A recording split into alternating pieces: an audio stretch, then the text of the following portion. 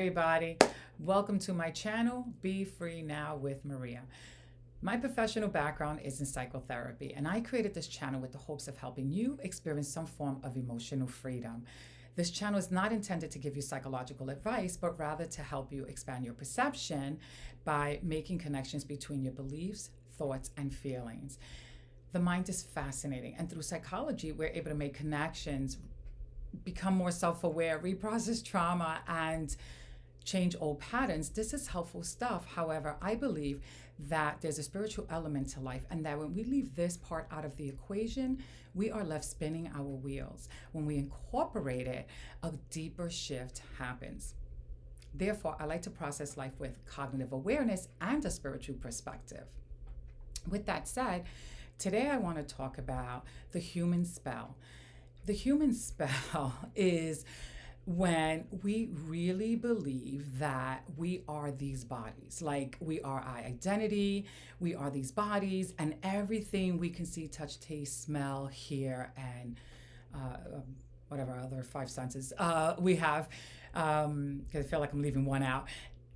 We feel like this is it. This is our beginning, middle, and end, and we're so stuck in just having this physical body and this physical experience as our ultimate reality that we are kind of functioning in a trance-like state. In other words, this is what we believe and this is what we focus on, and we're here.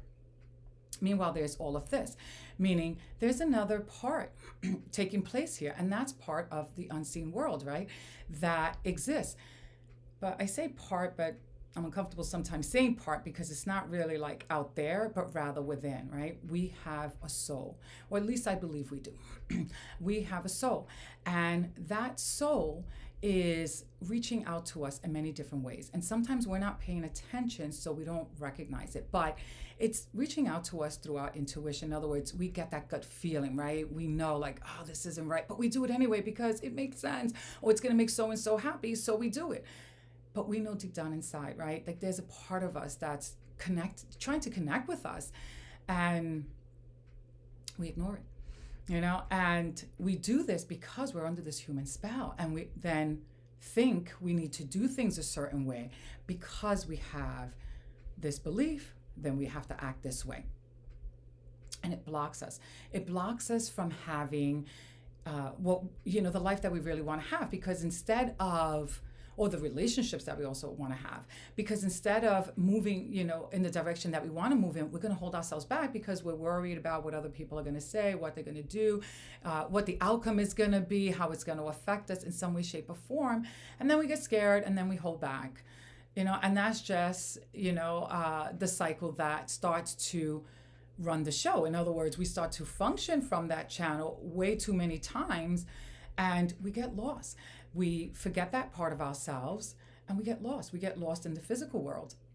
So it's important that we recognize that, because we want to take action towards connecting with our soul, because the more we connect with our soul, the more we're able to free ourselves from this human spell and this trance-like state. We start to see life differently. We get to see that, wait a minute, I'm so caught up with this, and I'm so worried about this, and I'm holding myself back from this. In other words, we start to make connections. We start to see things because we're connecting with the unseen world.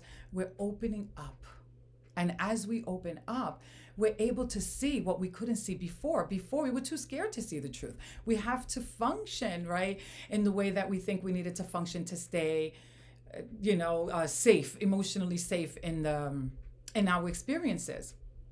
But once we start to connect with our soul, we start to see, no, we don't need to do all of that, right? We need to start acknowledging this part of us, connecting with it, and learning to honor it, because it's trying to guide us. It's trying to open up doors for us. And we keep on shutting those doors by not connecting with our soul.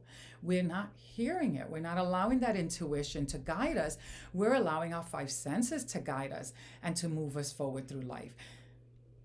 And our five senses will trick us, because things change within our physical form too often, right? I mean, what's true in the morning isn't necessarily true later on in the day. I mean, you could wake up with no money and then win lotto, and now you have tons of money.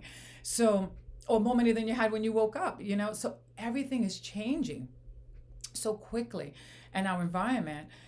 And while we derive some sense of safety from it, there's also a lot of uncertainty that it creates for us that makes us uncomfortable inside, increases our anxiety, and it increases our fear, and then we hold ourselves back and we don't really get to where we want to go, which doesn't really make sense because we are here for a moment in time, meaning we have a certain amount of time here and we want to be able to feel good while we're here. At least that's ultimately what we really want behind it all, right? Is to feel good, but we're stopping ourselves and getting stuck in that cycle. So in order to start breaking through that cycle, we need to connect with our soul. And a beautiful way to do that is through meditation. There's many different ways to meditate. There are mindfulness techniques that can be practiced that really help you to start focusing your mind and also allowing you to feel more and more comfortable with that space of connection, whether it's slowing yourself down enough that you can just think more clearer and then building up from there. No way is too small. The point is that a connection starts to be built and that the noise in here starts to get managed because the noise in here starts to take over and it is really obstructing. And it's obstructing and it's holding you back from the happiness that you wish to see. And ultimately, it's a spell. It's a trance-like state that we're functioning from, but it's not the ultimate truth. And we want to be able to come out of that space into the space that we really want to be in.